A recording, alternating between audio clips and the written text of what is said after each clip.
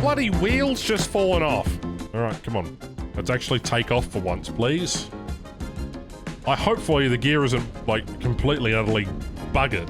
Alright, get past 200 and something or other kilometers an hour, then... Oh, no! Oh, no, it just doesn't want to take off today. Krilox, everyone loves them.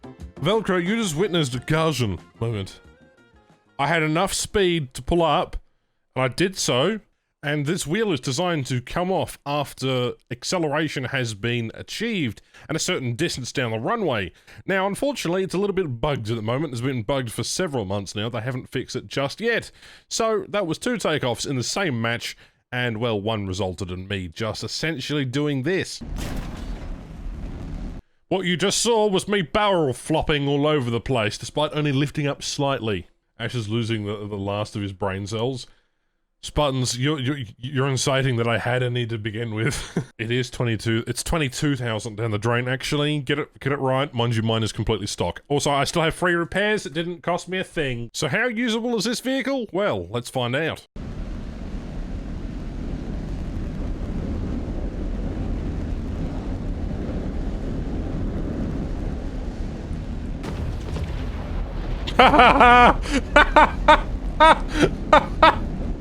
Oh, hopefully the same death doesn't hit me.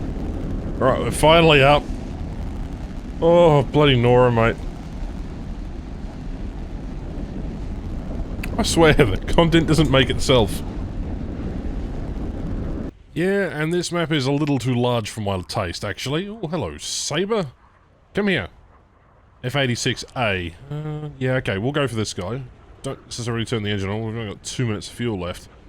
That's okay, though. Alright, Daka Daka. Daka Daka, Daka Daka, Daka Daka, Daka. I need to learn how to aim these guns, holy bolt. Come on. Am I using stealth or something? I'm using tracer. Okay, there we go. It's on fire, right. Who's next? Oh, I've got 4 cannon rounds left. Oh, my goodness. Yeah, I think I need to learn some trigger discipline. Well, that's the first kill. Unfortunately, I'm bingo on ammunition, which means I'm basically utterly useless unless I want to do the very honourable, and I don't particularly want to pay for a very high repair cost as of yet. GG. On to the next game, I guess. Right, hopefully we don't get absolutely done by the stupid takeoff mechanic. Hopefully we're able to take off on a relatively reasonable time. I'm not entirely sure, okay. F100 and a couple of other things in here. For vampires, we're on this Japanese map. Alright, here we go. Steady takeoff, not touching the controls at all. Just gonna let her roll as much as we possibly can. Okay. Oh, I didn't touch the controls, that was the runway. That was the bloody runway. Don't kill, don't kill, don't kill, don't... You can't make this crap up, can you? Right. Well, it's time to engage a target after most of the repairing had to be done. It was only a 20-second repair, but even still, that's a repair that I don't necessarily want to take. Alright, MiG-15, can I go after him? No, I can't. Okay. Forget that this thing is more maneuverable than 90% of things out there, although I don't know how maneuverable it is in that case. Okay, let's pull around. Back off the throttle, and pull up, and up. Oh, 11 Gs. Oh, I need to go back to flight school, don't I?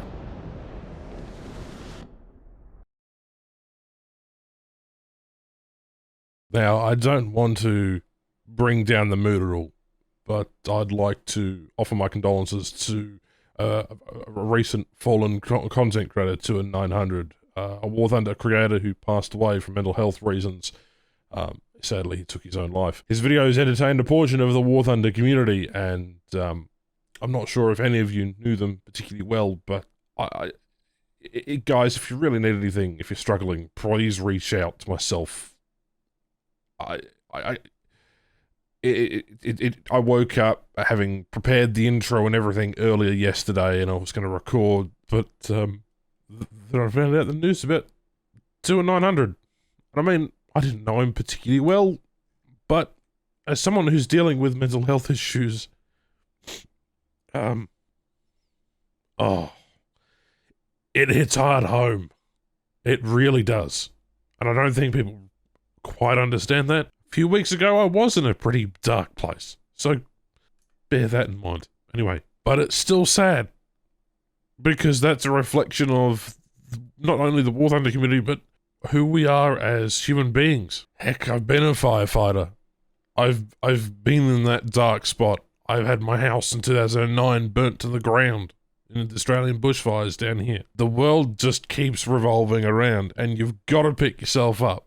So, guys, do yourself a favour and get some help. Now, I didn't know him personally, but I feel compelled to pay respect and try and help anyone who might be in a similar situation. In my case, I have external issues that have pushed me to my utter limits.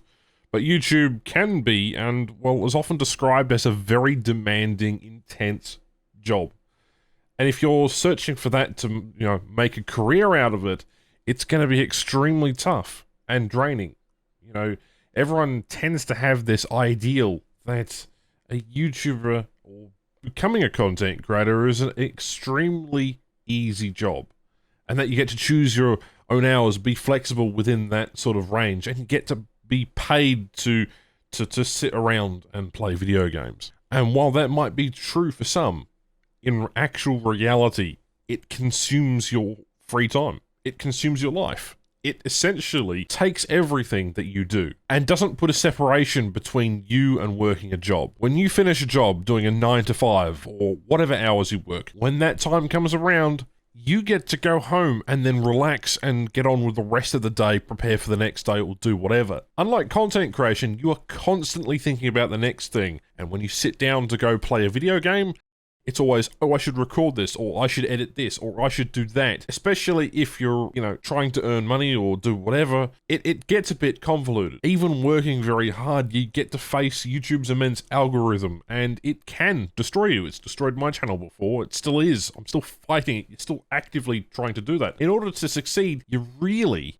have to make content that you absolutely despise and don't like. I've been here for 8 years playing War Thunder. I've been doing content creation for 3, maybe 4 years on and off. Just a perfect example there. And you spend more and more time obsessing over key details, trying to make the perfect piece of content, that you stop spending time with your friends or loved ones. And it's always something that is in the back of your mind. And the unfortunate truth is that YouTube as a career or as a job has an extreme probability and high chance of basically destroying any sanity you have. You will probably have seen this before with other content creators, but it's not exactly what I'd call subject that I'm particularly, you know, qualified to talk about. I don't run a successful channel. It's fluctuating constantly. And as somewhat of a realization, you know, having dangerous thoughts is probably not your fault. If everything is slipping around you, I can't fault you for having a bit of a stressed or a bit of a moment. But now that I've contained my emotions,